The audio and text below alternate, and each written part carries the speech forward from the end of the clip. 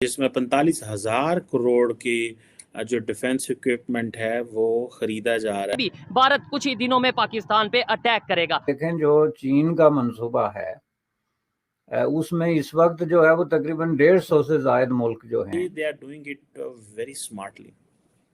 राजनाथ सिंह ने अनाउंस किया कि India is going to acquire 45,000 crore के नए हथियार, इसलिए कि हमारी हैसियत नहीं है कि हम उनको आके दिखा सकें। कीमतों में इजाफा हुआ है, 26 रुपए तक पेट्रोल की कीमतों में इजाफा हुआ है। पाकिस्तान के पास तो इतना ना तो पैसा है ना पाकिस्तान ये चीजें खरीद सकता है। इस टाइम भारत में ट्रेंड चल रहा है कि बॉयकॉट पाकिस्तान।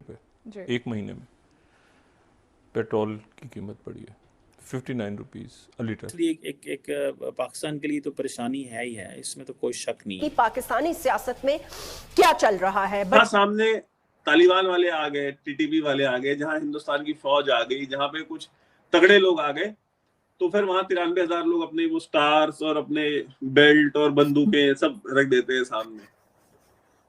के अंदर रशिया का नाम नहीं है, लेकिन बाइडेन साहब मान गए 2014 में सुनहरा काल इंडिया का शुरू होगा और 2014 में वाकई सुनहरा काल इंडिया का शुरू हुआ। ये आप समझ लें कि ये इंडिया ने नवी गेम करती है कि वो मुल्क में इंतखाबी मुहिम चलाने के लिए तैयार। कैसे इंडिया ने सबको जो है वो इकट्ठा कर लिया अपने इस फोरम में। 1.5 या 3 मिलियन डॉलर के ड्रोन्स और दूसरी टेक्नोलॉजी को ऑर्डर किया था। कुछ भी ऐसा नहीं है जिसके बारे में हुकूमत कोई माशी प्लान आवाम की रिलीफ का दे सके। जो मरीन ओरिएंटेड रफाल हैं और सबमरीन्स का भी ऑर्डर उन्होंने कंफर्म किया, तकरीबन 6 to 9 बिलियन डॉलर्स का। हमारे YouTube चैनल हिंदुस्तानी हाइट्स में आपका स्वागत है दोस्तों। जैसा कि आपने मीडिया क्लिप्स में देखा कि पाकिस्तानी मीडिया में इस समय रसिया और इंडिया के बीच हुई डिफेंस डील के ऊपर कोहराम मचा हुआ है। भारत ने G20 के ख़त्म होते ही रसिया के साथ अपनी डिफेंस डील को अंतिम रूप देना शुरू कर दिया और इस बात को सुनकर पाकिस्तानी मीडिया हैरान है कि भारत ने कितनी चतुराई से दोनों खेमों को साथ दिया। एक तरफ G20 में पश्चिमी देशों को साध कर रसिया से दोस्ती भी नहीं तोड़ी और रसिया के साथ डिफेंस डील को अंजाम देकर उसके साथ अपनी मित्रता को भी निभाया।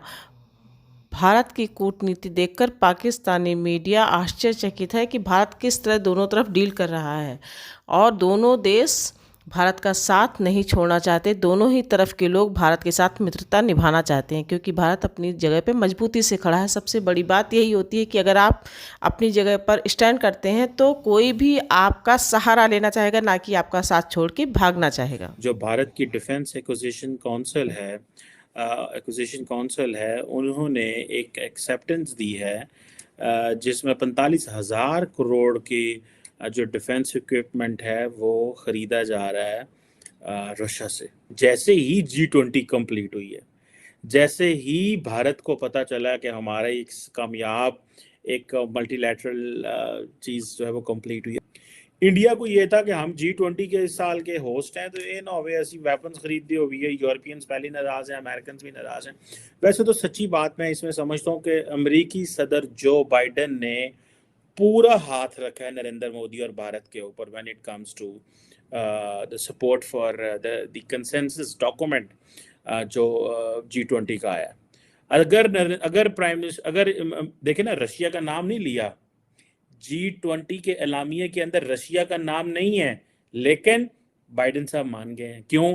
Because he didn't want that Narendra Modi to get fail. अगर नरेंद्र मोदी नाकाम होता है तो अमेरिका नाकाम होता है। अगर भारत नाकाम होता है G20 की प्रेसिडेंसी चेयरमैनशिप में, तो आप समझे अमेरिका नाकाम होता है।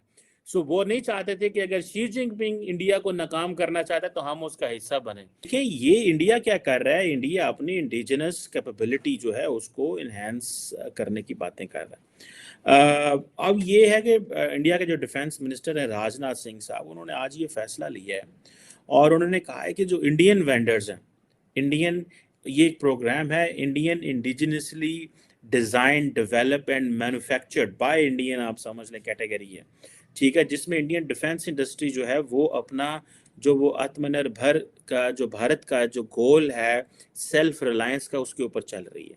उन्होंने ये फैसला किया है कि जी हम लाइट आर्मर्ड मल्टीपर्पज़ व्हीकल्स और इसी तरह एक है integrated surveillance and targeted system है, ये खरीदेंगे। और ये इनकी जो डिफेंस एक्विजिशन काउंसिल ने इसको क्लियर कर दिया। इसी तरह हाई मोबिलिटी व्हीकल्स भी खरीद रहे हैं, gun towing vehicles for swift mobilisation and deployment, जो आर्टिलरी गन्स एंड रडार्स के लिए होता है वो भी ले रहे हैं। और ये आप देखेंगे ये they are doing it very smartly. आज क्या नाम है उसका, अमेरिका, रशियंस ये चाहते हैं कि इंडिया की थोड़ी मदद की जाए, फ्रांस भी यही चाहता है, अमेरिका भी यही चाहता है। कैसे इंडिया ने सबको जो है वो इकट्ठा कर लिया अपने इस फोरम में। आपको पता है कि जब प्राइम मिनिस्टर मोदी गए थे अपना जो बेस्टाइल डे पे फ्रांस, 26 नए राफेल की बात हुई थी, 3 सबमरीन्स की बात हुई थी फ्रांस के साथ। ठीक है जनाब, कुछ 4-4.5 अरब डॉलर का ये सारा पैकेज था। अभी फिर 2-2.5 अरब डॉलर का उन्होंने ये पैकेज कर लाना। इसलिए एक पाकिस्तान के लिए तो परेशानी है ही है, इसमें तो कोई शक नहीं है कि India, whatever India is buying, they are buying it for Pakistan and for China definitely. ये सिर्फ ये नहीं है कि सिर्फ पाकिस्तान के लिए वो नहीं कर रहे, ये आप समझ लें कि ये इंडिया ने नई गेम कर दी है। रशिया ने पिछले 5 सालों में इंडिया में 13 अरब डॉलर का असला जो है वो बेचा। अमेरिका ने भी पिछले कुछ 10 सालों में कोई 20 अरब डॉलर का असला जो है वो बेच। मैंने पाकिस्तान के पास तो इतना ना तो पैसा है ना पाकिस्तान ये चीज़ें खरीद सकता है, लेकिन इंडिया ने अपने आप को बड़ा स्मार्टली बचा के रखा हुआ है। किस सेंस में कि G20 का भी कामयाब दौरा करा लिया, फाइटर जेट्स भी ले लिए रशिया से, रशिया को कुछ कहा भी नहीं है, उनका वेपन भी खरीद लिया, समझ रहे हैं आप। और सो मुझे तो ऐसा लगता है कि ये इंडियंस जो हैं वो अंदर से इनकी यारी आपस में गुड़ी है। वो कोई जिसे कहते हैं ना कि नहीं, वो प्रेशर नहीं ले रहे अमेरिका का, ना वो यूरोप। पता है कि एक यूरोपियन डिप्लोमेट ने G20 शुरू होने से पहले ये कहा था कि जो लैंग्वेज इंडिया ने प्रपोज की है वो लैंग्वेज हमें पसंद नहीं है। बाद में अमेरिकन भी मान गए, यूरोपियंस भी मान गए, सारे मान गए। ठीक है, यूरोपियंस ने वो करना है जो अमेरिकियों ने कहना है, और अमेरिकियों को ये पता था कि मोदी अगर इसको को प्रॉब्लम हो गया तो हम जो है हम क्या करेंगे। इंडिया भी जो है वो अमेरिका को चाइना करके उसका फ़ायदे जो है वो ले रहा है एक लार्जर स्केल पे, ये नहीं कि छोटे मोटे नहीं। ठीक है जी, छोटे मोटे स्केल के फ़ायदे नहीं ले रहे, बड़े स्केल के फ़ायदे ले रहे। बाकी तो किसी की कितनी वो ज़रूरत नहीं है कि वो रशिया से वेपन ले, किसी की इतनी ज़रूरत नहीं है कि वो रशिया से वेपन ले, या ही ये वेपन ले रहा है। और फिर ये वो बातें, अब देखें ना, इंडिया ने सब ममालिक को साथ में ला ली है।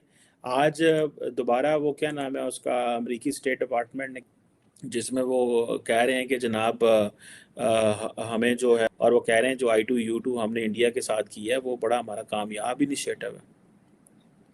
सो कोई वाइट हाउस की स्टेटमेंट ऐसी नहीं है जनाब जिसमें, ठीक है, इंडिया का जिक्र नहीं है। अब्राहम अकॉर्ड, इजराइल, अरब कंट्रीज़ की जो नॉर्मलाइजेशन है, बीच में इंडिया का जिक्र है।